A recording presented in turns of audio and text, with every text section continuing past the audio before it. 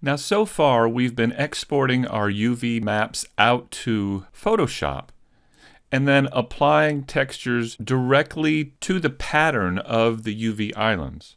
That is one way to create your textures, and it's certainly a very precise way to do it.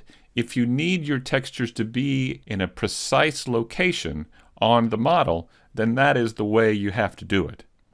However, if the texture is a general non-repeating texture, say like our walkways or even some of the pipes, we can create seamless textures that can just be applied directly to the UV'd model in Unity. So let me show you what I mean. Let's just say we have this texture and we would like to create a seamless texture for it to use on our models in Unity.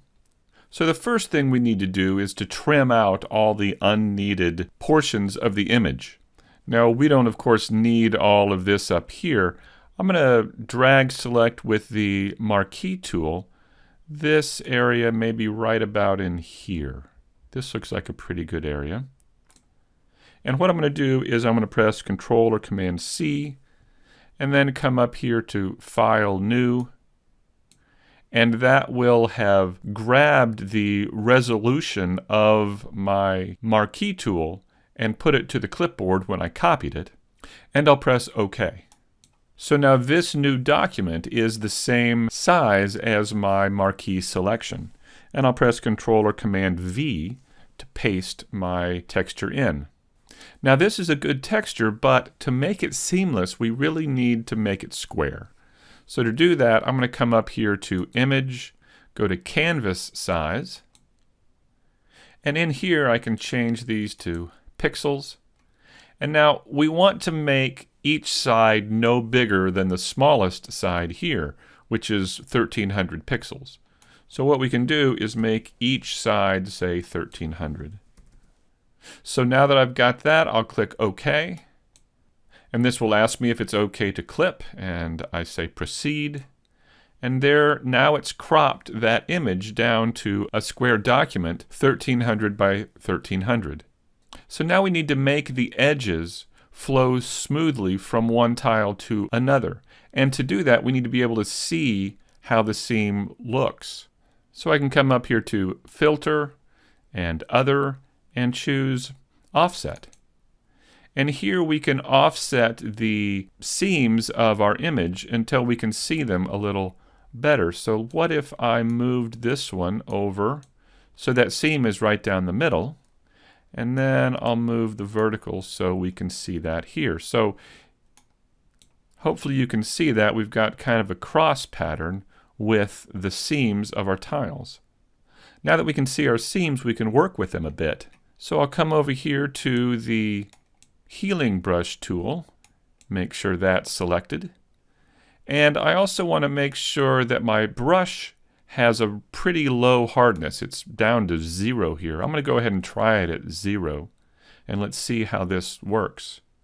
So the process for the healing brush is to sample a certain area of the image and then bring it over and paste it down somewhere else. So let's say I want to sample this area of the image. I can press Alt and click, and now you can see as I move the mouse over, it's going to bring that image over so I can drop it, say, right over here.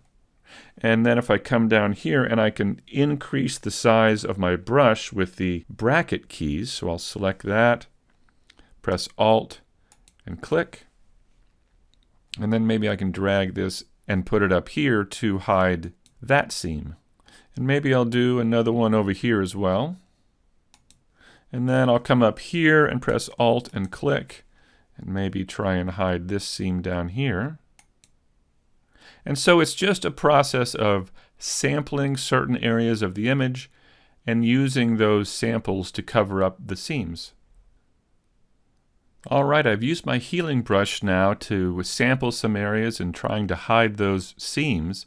Let's now go back to Filter, Other, and Offset and see by dragging these sliders if we can see the seams at all. I'll just drag them around, see if anything pops up that just looks out of place. Well, that looks pretty good. I'll go ahead and click OK to confirm that. I'll change the name of the layer to color. And now we can also create the bump information or the normal map from this as well. So I'll copy this color layer. I'll press Alt and click and drag that up a bit to copy that, and I'll change this to normal. I can then use Photoshop's built-in tools under Filter and 3D to generate a normal map. And you can see it here. We can tumble around and you can see the bump information that'll be generated. So I'll click OK, and there we have our normal map. So now these two maps we can take into Unity and apply directly to our models. In the next section, we'll begin populating our environment in Unity, as well as using these and other textures to apply to our scene.